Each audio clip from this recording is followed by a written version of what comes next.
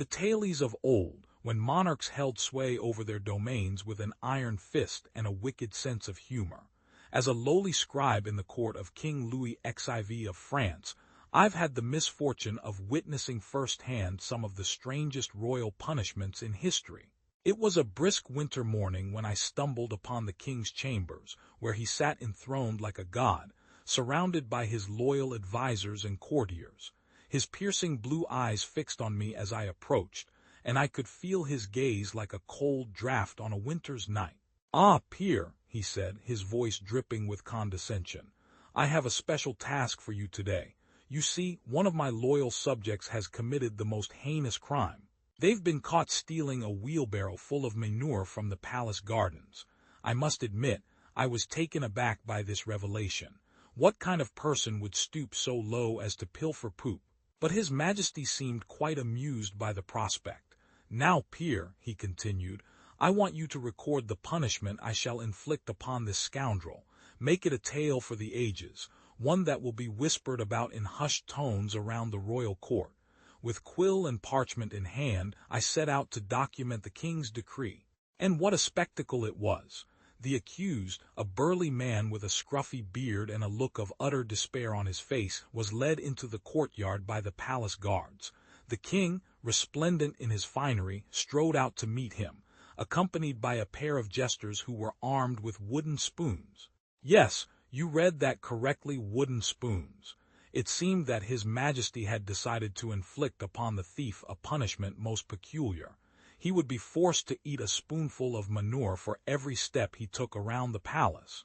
The crowd gathered to witness this spectacle gasped in collective horror as the poor wretch began his circuitous journey. With each spoonful, his face contorted in revulsion and disgust. The jesters, meanwhile, cackled with glee, their wooden spoons held aloft like trophies of victory. As I recorded every detail of this bizarre punishment, I couldn't help but think that perhaps the king was seeking to teach a lesson about the consequences of stealing, or maybe he just enjoyed watching people squirm. Either way, the poor thief spent the better part of an hour navigating the palace grounds, his stomach churning with each spoonful.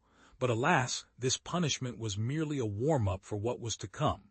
In the years that followed, I would witness many more outlandish punishments, each one more preposterous than the last.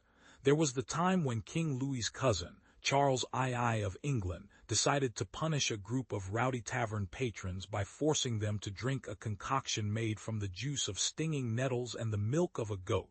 The poor souls stumbled out of the palace, their faces red and puffy from the effects of this strange brew.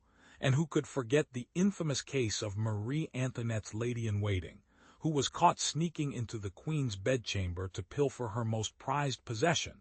Her punishment: she was forced to wear a pair of oversized novelty shoes with built-in bells that rang out in discordant harmony as she moved.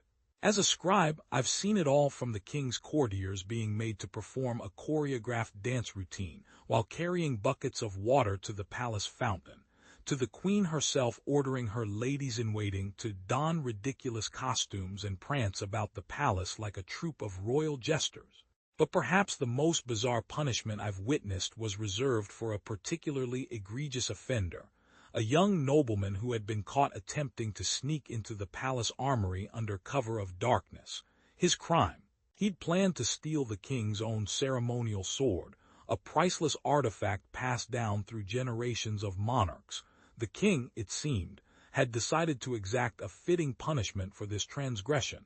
The young nobleman was taken before the court and forced to don a pair of oversized novelty sunglasses with flashing red lights that blinked out in time with his heartbeat. For an entire week, he was compelled to wear these gaudy spectacles as he went about his daily routine.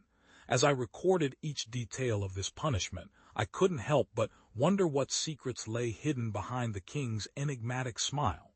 Was it mere whim or calculated strategy that drove him to concoct such outlandish punishments? Or was there something more profound at play, a desire to show his people that even the most powerful among them were not above the law? Whatever the reason, I remained steadfast in my duty as scribe, recording each bizarre punishment with precision and detail. And though my quill may have grown weary from the sheer volume of absurdities, my heart remains steadfast in its admiration for the king's unorthodox methods. After all, what is a monarch if not a master of spectacle and drama?